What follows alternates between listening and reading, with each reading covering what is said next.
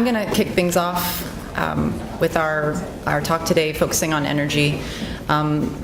Just loosely, our agenda is going to cover what we mean when we talk about energy parameters.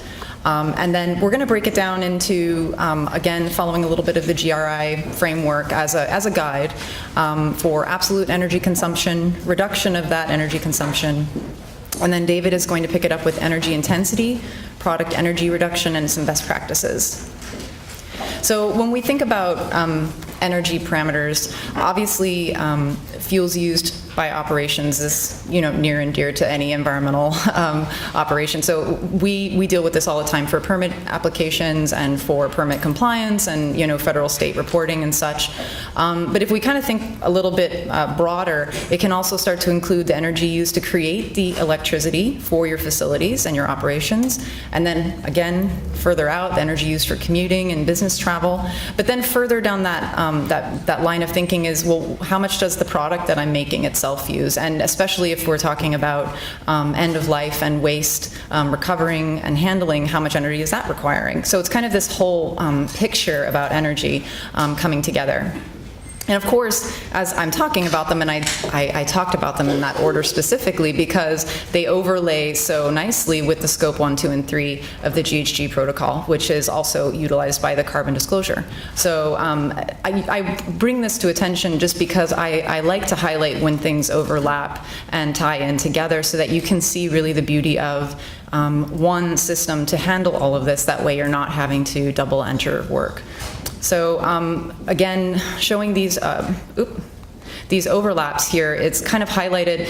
I've mentioned environmental reporting right up front, but also the greenhouse gas reporting is just one facet of the reporting you'd have to do out of environmental, and how nicely that really jives with your global reporting, carbon disclosure, and even sustainability initiatives at a corporate level. So how does this energy piece fit into your sustainability tracking or tracking in an environmental software in general? Well, it goes back to ERA's, one of our core missions in life is to use a raw, clean, solid set of data as your foundation. So that is, anyone who's worked with us knows that this is where we start. So this is the same story for sustainability and for energy. So we're going to collect the raw data and bring it in as is. And that's going to be your foundation for rolling things up to a corporate level. So in this case, I'm focusing on a few reports for GHG and GRI CDP. So as this raw data is being collected at a facility level, they can now see that data at that facility breakout. But most importantly, it can be rolled up to a corporate level so that they can start doing that benchmarking and trend analysis. And I know we've seen this slide a few times. Of course, I'm going to focus on the energy portion of the GRI 300. And again, the aspects, according to the GRI for energy, are the consumption within and outside of organization, the reduction of that energy, intensity of the energy being used, and the reduction of the energy requirements of that final product or service that you're manufacturing. So when we say energy within an organization, what does that mean? So total fuel consumption, but also electricity, heating, cooling, and steam consumed and sold. And when I first read this, I had to read it a few times. I was like, consumed, sold. And I found this great example given by GRI that kind of shows how this is, how this all adds up. But basically, your total energy consumption for the organization is your renewable and your non, and I'm going to go through that in a second, consumed, plus your electric heating, cooling, steam consumed, plus your self-generated heating, cooling, and steam, minus what you sell for heating, cooling, and steam. So this kind of ties it all together to show the full scope of the energy within the organization. And of course, this includes energy purchased from a supplier and that you produce yourself. So I'm going to use our forms just as a guide, but if you notice within the G4 EN3 section of this form, it breaks out the energy into renewable versus non. And this is really key thing to mention here, that not only can the system give you the options to break this out, but how important this is. I'm actually going to give a little example of a client that I work with that struggled with this. They had a kilowatt hour corporate level initiative, and they had hundreds of sites, and they said to themselves, you know what we're going to do? We're going to make all the facilities convert all their fuel into kilowatt hours and then just give us the kilowatt hours total. So we don't have the fuels that they're using, we don't know the quantities, we're just have them all convert it and send us total kilowatt, easy peasy. Then we just get kilowatt hours, total it up, and we're done. And when they started submitting this data, they got some feedback from people who were assessing the quality of their reports, and they said, well, how are you coming up with these numbers, and where's the raw data, and where's the fuels? And they said, oh no, well, we're rolling it, like they're calculating it to total kilowatt and then giving it to us. And they said, nope, that's not a way of doing it. And then they started looking and investigating and figuring out that a lot of times the conversions were done wrong, and they weren't breaking it down at a granular level. So when we started talking with them, they were like, can we bring this all in like granular and let the system do it? Yes. So that's what I'm kind of showing here, is that if you see the little plus sign next to the box, it's really giving you that option to just keep clicking plus, plus, plus, and you can add each little set of boxes for however many non-renewables or renewables are coming in from your facility. So I thought I'd mention that as a cool tie-in, that this was something that they figured out that they needed, and they thought they were saving time doing it the way they were, but they realized that for the quality of the data and the integrity, and going back to I think what Allison talked about is having confidence, right? So you're doing sustainability reporting, but you want the confidence that it's done well, right? So this is going to help with that. And then, of course, renewables, the geothermal, wind, and solar. And another tie-in dealt with this one, a potential client out of California, that they were super excited about seeing this implemented because they just installed some solar farms on site. They make organic liquid soaps, I think. And they were like, yeah, we just installed all these solar, and we really want to see pretty metrics of like our energy, compared to our solar. And I thought, yeah, because, if you've got that data and you're making these initiatives, then you want to see it. You want to see it represented in your data. So, of course, we have reports in our system. You guys all know we have great formatted reports like this utility report that's going to give you your total consumption. But it's way more fun to see it visually in our benchmarking and on our dashboards. So here you've got just two examples. One is a monthly department energy breakout, so you can compare departments across each other, and then also a monthly facility usage benchmarking graph where you can look at it from a corporate level and kind of compare facilities to each other. And of course, compare them according to a limit that you have probably enacted at a corporate level as well. So when we go back to the second aspect of GRI energy aspects, the outside of the organization energy consumption is also something to be examined. The upstream and downstream energy, and then the use of products, sold products by consumers in the end-of-life treatment, which goes back to my first talk when we were talking about the drums and the role of the manufacturer of those drums to get them back. So again, following these forms, you have the ability to enter in your upstream methods of energy consumption outside, and then also your downstream, being transportation, distributions, use of sold products, etc. So when we look at reduction of energy consumption, I saw this highlighted several times, and I thought, I guess I'd better make this known or state it, is that it really, for this to count as a reduction of energy consumption, it has to be from direct conservation efforts. So taking a process offline because of downsizing or such, or other reasons that don't have to do with conservation, they shouldn't be contributed. I mean, yes, it's helping, but they weren't conscious efforts towards conservation.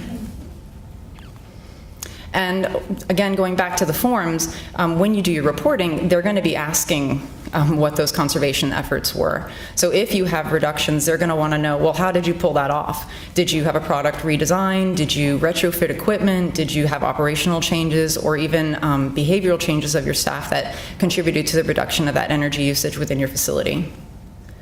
And I like this graph from one of our clients that had a couple initiatives put in place to reduce energy consumption, and I like that it was just so visually pleasing to see the impact that they had on their energy usage. The first was retrofitting of some machinery, and then later on an initiative to insulate the facility, and how you could see it actually play out graphically for them on their megawatt hours. And now I'm going to turn it over to David for energy intensity. Thank you, Erin. Okay, so energy intensity actually looks at how much energy you use per either product, full-time employees, hours of operation, raw material, and the size of the facility, and any other denominators. The goal of this is to identify which sort of facilities or which products are the top performers in terms of energy intensity, which ones use the least amount of energy per product or denominator. And in this case, we can sort of see that at the end, there's one facility that's outperforming all of them in terms of energy intensity. And so ideally, you would be able to identify this facility and then use the best practices to reduce your energy intensity per facility.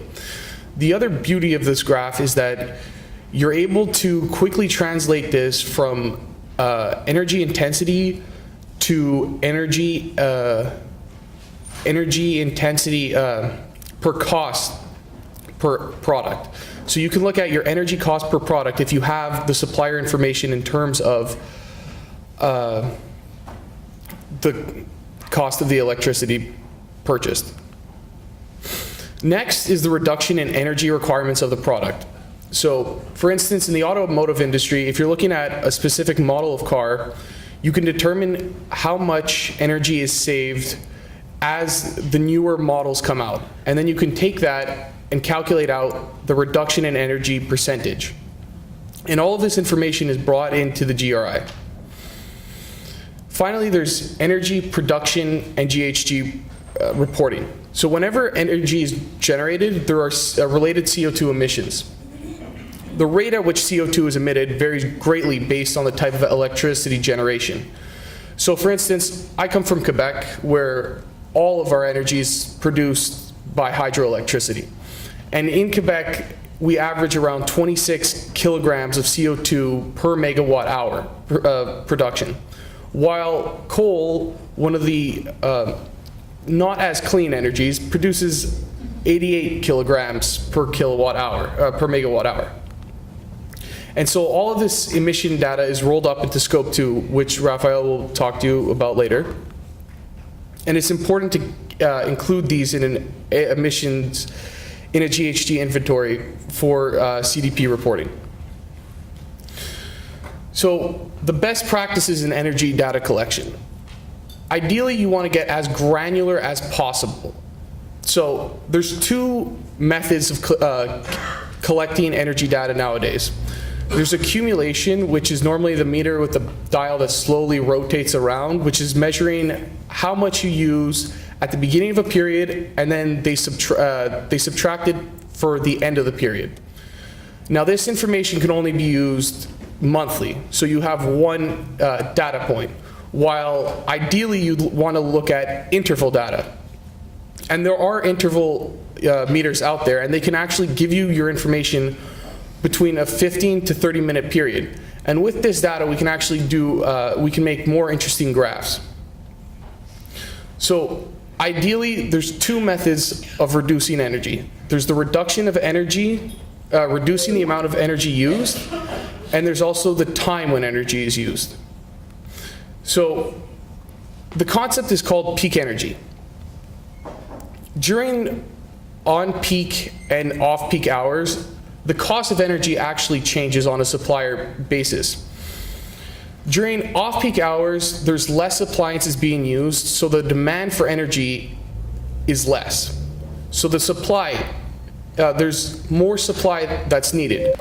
So on the on-peak hours is normally when everybody has is at home and all of the appliances are running. You have your oven going, your microwave going, your dishwasher, your washing machine, all of these are running. So the energy demand is greater. So in an attempt to lower this, they actually increase the price. But one of the things that we can do with the energy data,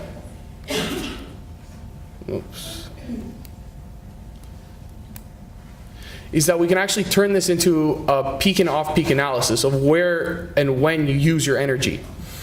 And in this, we can actually calculate your savings from a graph such as this. So the other one is continuous monitoring. And continuous monitoring can be set up from an interval meter to identify potential electrical waste, and the data can be used to create a KPI that shows near real-time graph of your energy usage. And furthermore, the graph can be set up to show the average emissions from the previous weeks to create a baseline. And then we can use this baseline to identify different periods where anomalies in your electricity usage is happening. So takeaways. The ERA system can track your energy data for a sustainable and GHG reporting, and the energy reduction initiatives can be monitored to show the cost savings through process improvements. And the best practice is to have as much granular data as possible to yield more in-depth KPIs for better result monitoring. Furthermore, ERA can produce KPIs which track sustainability goals and as well as targets for your facilities and process benchmarking. Thank you.